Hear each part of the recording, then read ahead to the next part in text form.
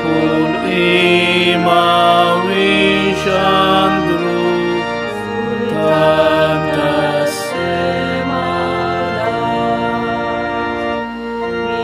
kodlam atsanissimo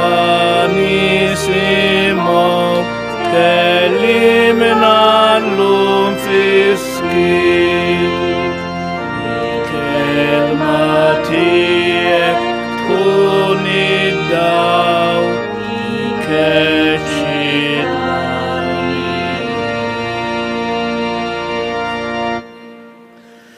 Fl-isem tal-Missieru tal-Iben tal-Ispiritu Santu. Amen. Il-grazzja ta' Sidna Ġesu Kristu l-imħabba tal-Alla u l-għaqda fl-Ispiritu Santu tkun magħkom ilkoll. Illum eżis l-ewwel ġimgħa tax-xahar iddedikata lill-qalb imqazza ta' Ġesu u propju sejrin nagħmlu l-quddiesa tiegħu. U f'din il-ġurnata kull ewwel ġimgħa tax-xahar hija ħaġa sabiħa u importanti li jkollna din l-użanza li tibqa' ssir fil-parroċċi illi insibu ħin biex almenu niltaqgħu mal-mulej tagħna. Tagħmel kwarta, nofsija, skont kemm għandek bżonn. Imma bqgħu ċerti li dak il-ħin li aħna nkunu qegħdin nżuru lil Ġesu mhux ħin mitluf. Dak għandna bżonnu għax mingħajru maħna xejn. U allura il-fema tal-mulej tibqa' dejjem biex jeħlisilhom mill-mewt ħajjithom u jaħjihom fi żmien il-ġuħ. Ħuti, ejjew narfu ħtijietna biex nitħejjew tajjeb, ħalli niċċelebraw il-misteri qaddisa kif inhu xieraq. Nagħmlu ftit l-eżami tal-kuxjenza, nitolbu maħfra sinċira lil Alla u nweduh li nwarbu kull ħażin li jista' jfixkilna fil-mixja tagħna lejh.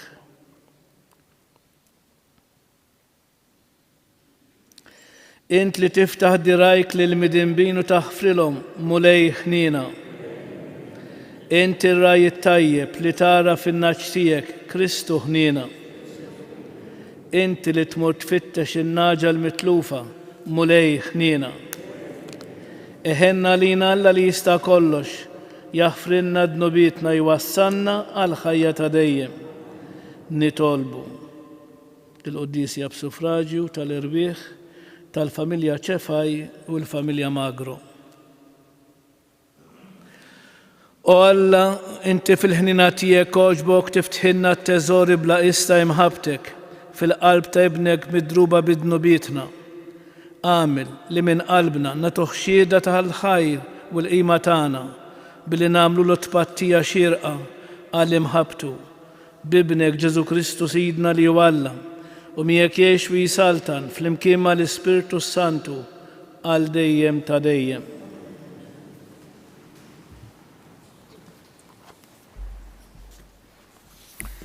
Arem il-ktieb ta' bin Sirak. Bħalma jingħażel il-gras mis-sakrifiċċju ta' sliem, hekk ukoll intażel David minn ulied Iżrael. Kien jilgħab liljuni bħalli kieku gidien u bl-orsijiet bħalli kieku ħrief mill-merħla. F'żożitu ma qatilx ġigant u neħħa qajb minn fuq il-poplu meta rafa' idu bċaka fl-isbandola u tafa fl-art il-gburija ta' Gulija, għax sejjaħ lill-mulej, lill-loli u taħ saħħa tidu l-leminija biex joqtol bniedem taħila għal-ġlied, ħajolli l-qawwa tal-poplu tiegħu.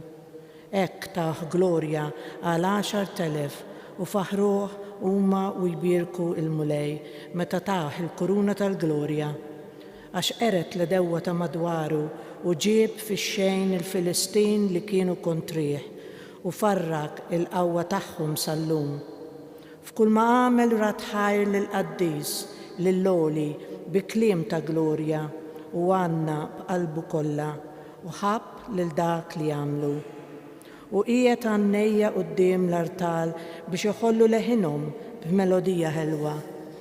Il-festi tom il-ġmiel tagħhom u sebbaħhom għall-aħħar iż-żminijiet biex hekk jingħata t-tifħir lill-isem qaddis ta' Alla sa minn filgħodu jidwi il-għana fit-tempju. Il-mulej neħħilu dnubitu u għollilu għal dejjem qawwitu u għamel miegħu patt ta' sliem. U għamel miegħu patt ta' slatin u taħt tron ta' glorja f'Iżrael. Il-kelma tal-mulej. Ikun imfaħħar Alla tas-salvazzjoni tiegħi. Ikun imfaħħar Alla tas-salvazzjoni tiegħi. Dritta hi it-triq ta' Alla, safja hi il-kelma tal-mulej, tarka huwa Alla għal kull min jistken fih. Ikun imfaħħar Alla tas-salvazzjoni tiegħi. Ħaj il-mulej imbireku, il-blata tiegħi. Ikun imfaħħar Alla tas-salvazzjoni tiegħi għalhekk infaħrek fost il-ġnus mulej u nanni it-tifħir ta' ismek. Ikun imfaħħar Alla tas-salvazzjoni tiegħi u ikabbar ir-rebħ lis-sultan tiegħu, jur imħabbtu lill-midluk tiegħu ma' David u nislu għal dejjem. Ikun imfaħħar Alla tas-salvazzjoni tiegħi.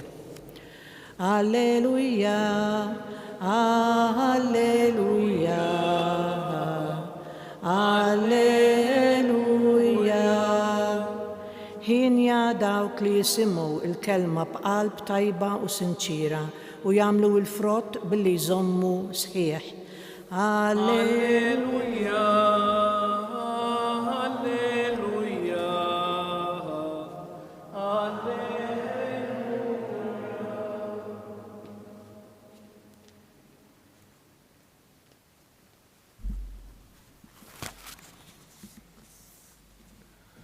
Ġwanni il-Battista li naqtajtlu rasu u qamm il-mewt.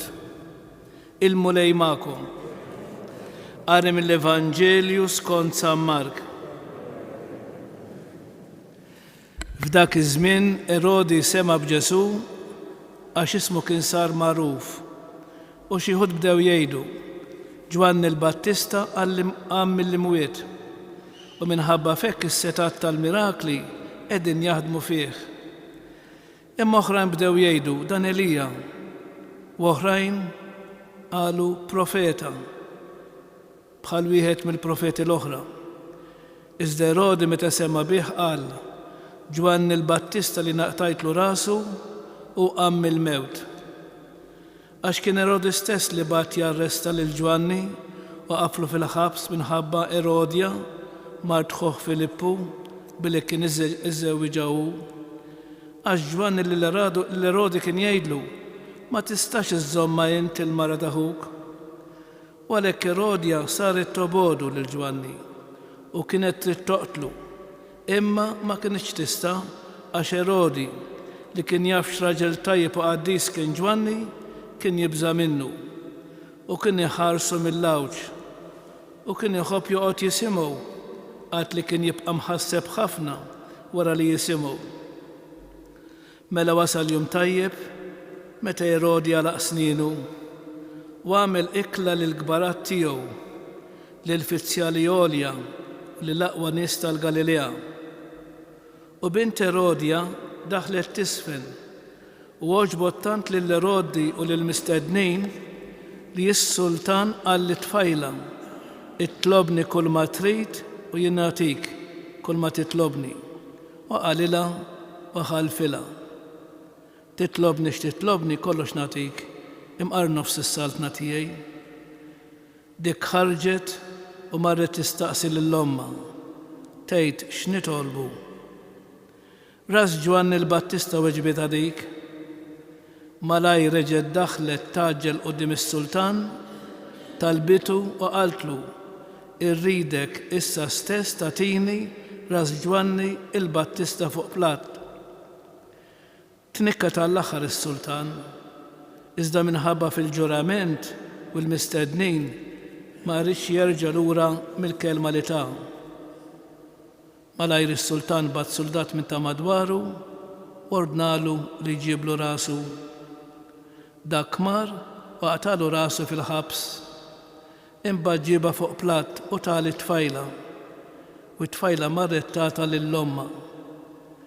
Meta d-dixxipli tiegħu semgħu b'dan, ħadu l-ġisem tiegħu u difnuh ġo qabar il-kelma tal-mulej. Namlu ħsib xkejkan fuq il-Vanġelu. Mela eżiż Ġwanni l-Battista kien qisu il-leħen tal-kuxjenza għas-Sultan Erodi. Għaliex? Għax fil-ħajja ta' dnub tiegħu Erodi kellu lil Ġwanni li ma kienx jibża jurih il-verità ta' ħajtu. Naturalment din il-ħaġa ma niżlitx tajjeb ma' Erodja, il-mara li magħha kien qed jgħix. U Erodi tant illi iddispjaċih illi waslet sakemm qatlet lil Ġwanni għax dik il-mara li qed jgħix magħha ma kienx taħmlu lil Ġwanni. U allura ħasbet illi bekk setet issikket il-leħen tal-verità li kien jipridka Ġwanni. U allura eżis il-kuxjenza tagħna hija rigal talla f'ħajjitna. U din x'tagħmel kuxjenza tagħna? Turina x'inhu t-tajjeb u x'inhu l-ħażin. Meta iżda nippruvaw insiktu l-kuxjenza tagħna li hija l-vuċi talla, nispiċċaw nagħmlu dak li jgħid moħħna u nitbedu mis-sewwa. U allura meta nitbedu mis-sewwa, inkunu qegħdin nitbedu mill-ferħ veru li jitnissel fina meta nitalmu ngħixu ħajjitna fil-preżenza talla. Importanti ħafna eżis f'ħajjitna. Insibu minn kollox talim differenti, imma aħna rridu noqogħdu attenti li aħna nwieġbu għat-talim li jgħallimna Kristu u tallimna omna l-Knisja. U għalhekk importanti ħafna il-preżenza talla f'kull ħaġa li nagħmlu. Għaliex meta nistaqsi lili nnifsi u ngħid din il-ħaġa li se nagħmel, il-mulej se jieħu pjaċir biha jew le? Jekk il-mulej jirida u ħajħu pjaċir biha nagħmilha anke għal kwalunkwe sakrifiċċju, imma jekk hija inqas tajba jaqbilli li nwarraba għax ħambati il-konsegwenzi. U Ġesu ma jridx jarana f'dak l-istat ta' dieqa. Allura x'nitolbuh lil Ġesu? Mulej Ġesu enni nirbaħ il-ħażin biex bit-tajjeb bil-wieqfa. Ħuti eżis ċerti li Kristu huwa t-triq li twassalna ant il-missier, inħalluh imexxi dawn at-talbiet tagħna u jwassalhom quddiem it-tron ta' Alla il-għoli għalhekk ngħidulu isma'na u Alla b'Ġesu Kristu Sidna. Isma'na u Alla b'Ġesu Kristu Sidna.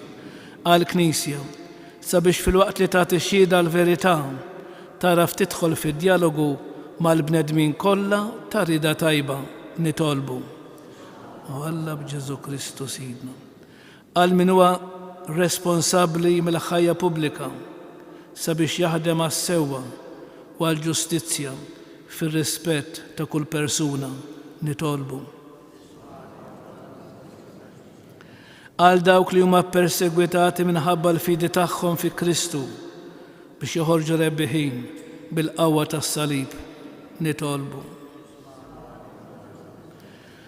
Għalina l-koll sabiex nirbħu l-ħażin ta' madwarna bit-tajjeb tagħna nitolbu. U fl-aħħar nagħmlu it-talba personali tagħna.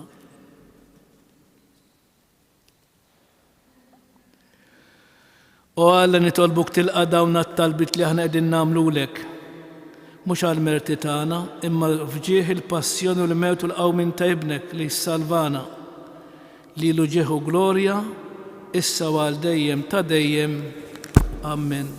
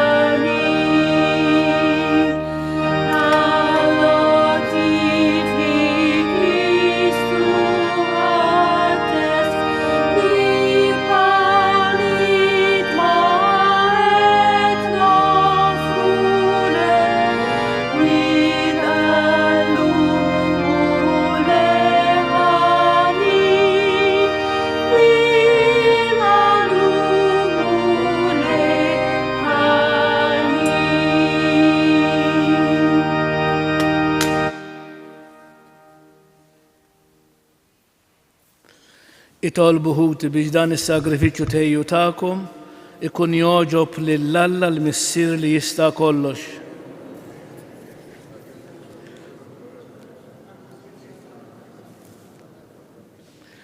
ħares mulej lejn l-imħabba bla qis tal-qalb ta' ibnek il-għażiż biex is-sagrifiċċju li aħna sirin nofrulek ikun joġbok u jpattilek għal ħtijietna bi Kristu Sidna. Il-mulej magħkom. Nerfgħu lubna l-fuq. Niżugħ ħajr lill-mulej Alla tagħna. Sewwa u xieraq tas-sew mulej Missier Qaddis Alla ta' dejjem tista' kollox. Tajjeb u taġid tas-salvazzjoni tagħna li dejjem ikullhom kien raddulek ħajr bi Kristu Sidna. U meta intrefa fuq is-salib b'imħabba tal-għaġeb talilu nifsu għalina.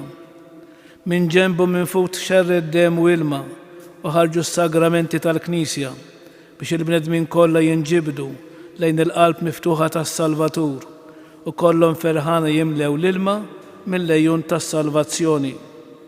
Għalhekk mal-qaddisin u l-anġli kollha infaħruk u intennulek bla għeda. Qaddis, Qaddis, Qaddis, mulej Alla tal-eżerċti, ismewtu l-art mimlija bil-glorja tiegħek. Osanna fil-ola tas-smewiet, imbirek minn ġej fisem il-mulej. Osanna fil-ola tas-smewiet. Qaddis tas-sewinti mulej istħolok it-tifħir tal-ħolqien kollu.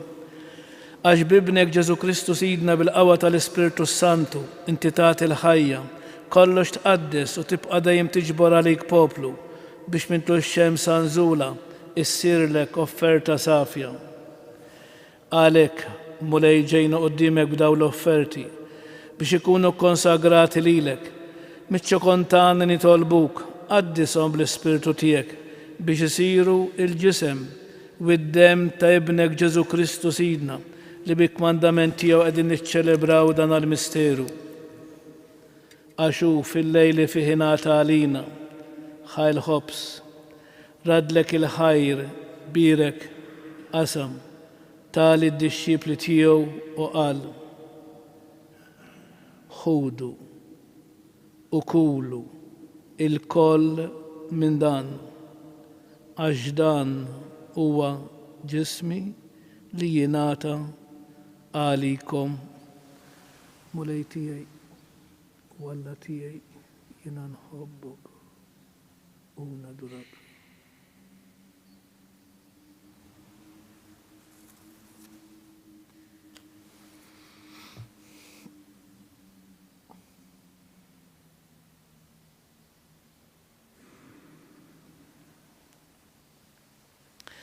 Ekku kollu wara l-ikla ħal kalċi, radlek il-ħajr birek tali d-dixxipli tiegħu u qal: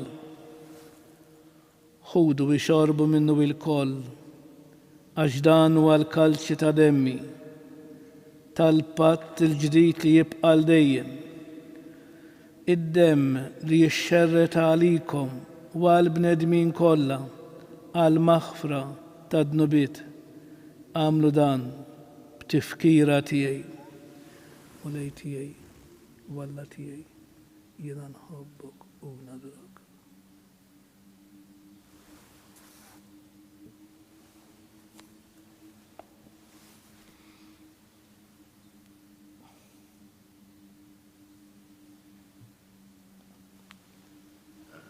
Dan hu il-misteru tal-fidi inħabbru l-mewt tiegħek mulej.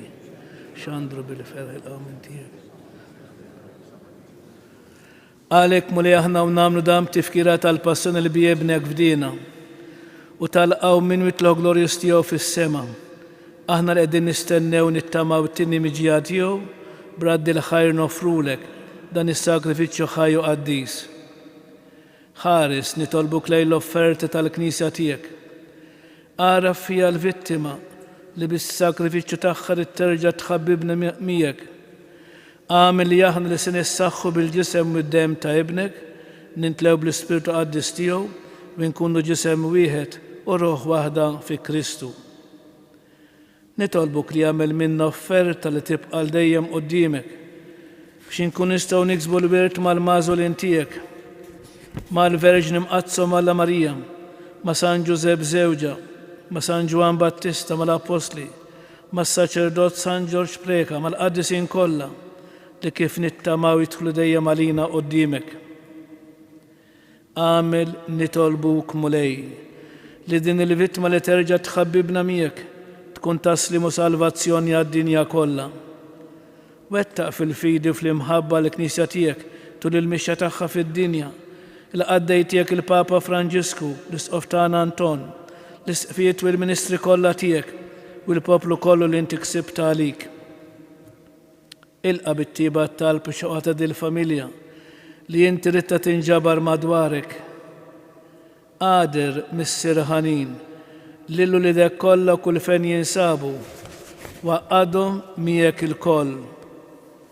Ħen għal ħutna mejtin wal qaddejja tiegħek il-familja Ċefaj u l-familja Magru wal daw kollu li ħallew dil-ħajja fis-sewa tiegħek. Daħħalhom fis-saltna tiegħek fejn nittamaw li aħna wkoll għad naslu biex il-kol flimkien nitaxqu għal dejjem bis-sebħ tiegħek bi Kristu Sidna li bih inti tfawwer id-dinja b'kull ġid.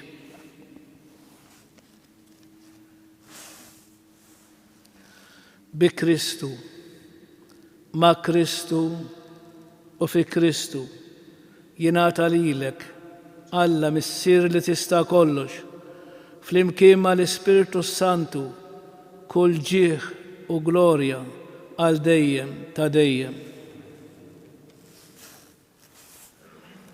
Ejjew nitolbu kif għallimna is-Sinjur tagħna Ġesu Kristu bit-talba tal-missierna.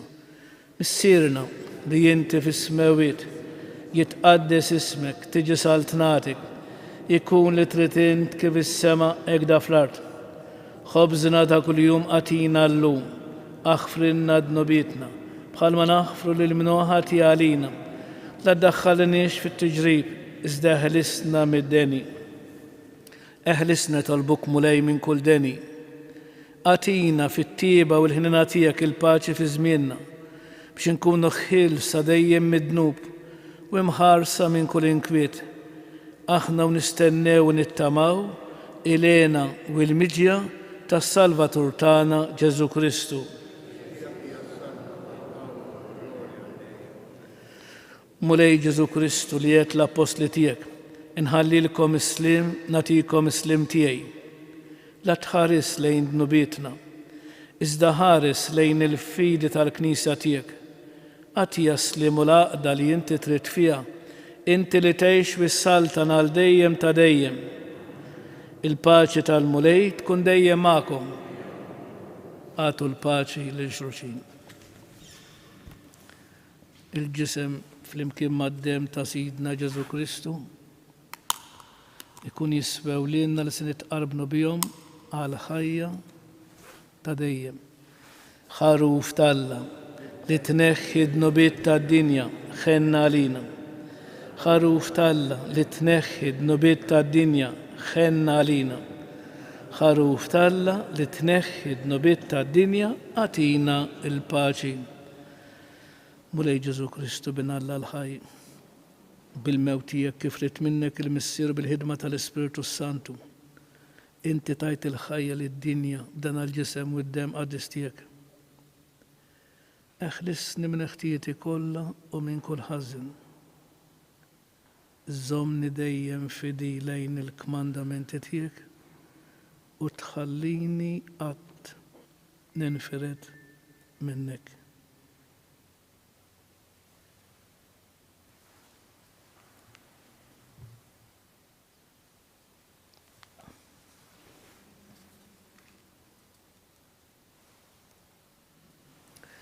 Dan huwa Kristu li Ġwanni qal fuqu, dan hu l-ħaruf talla, dan hu li jneħħi d-nubiet tad-dinja. Ħenjen dawk li huma mistiedna għall-ikla tal-ħaruf. Mulej ma jistħoqlix li tidħol taħt is-saf tiegħi. Iżdejt kelma waħda u ruħi tkun infejqa. Il-ġisem ta' Kristu jħarisni għal ħajja ta' dejjem.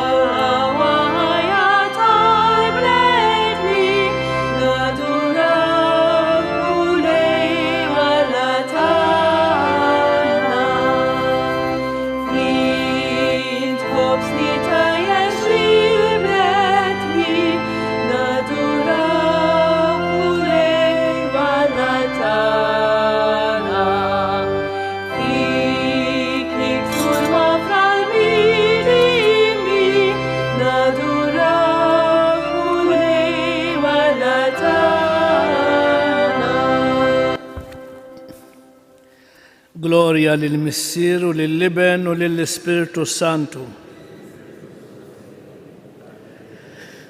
Gloria lil-Missier u lill-Liben u lill-Spiritu Santu. Gloria lil-Missier u lill-Liben u lill-Spiritu Santu. Grazie, Signor Alla, waħfirli, Signor Alla. Nitolbu. Għamil mulejli s-sagrament tal-imħabba tijek, iħeġġiġna b'imħabba qaddisa, ħalli ninġibdu dejjem iżjed lejn ibnek, u nitalmu naraw li l-ufħutna, u li jiex bi saltan għal dejjem ta' dejjem. Il-mulej ma'kum. Iberikkom Alla li jista' kollox, il-Missier, Liben u l-Spiritu Santu.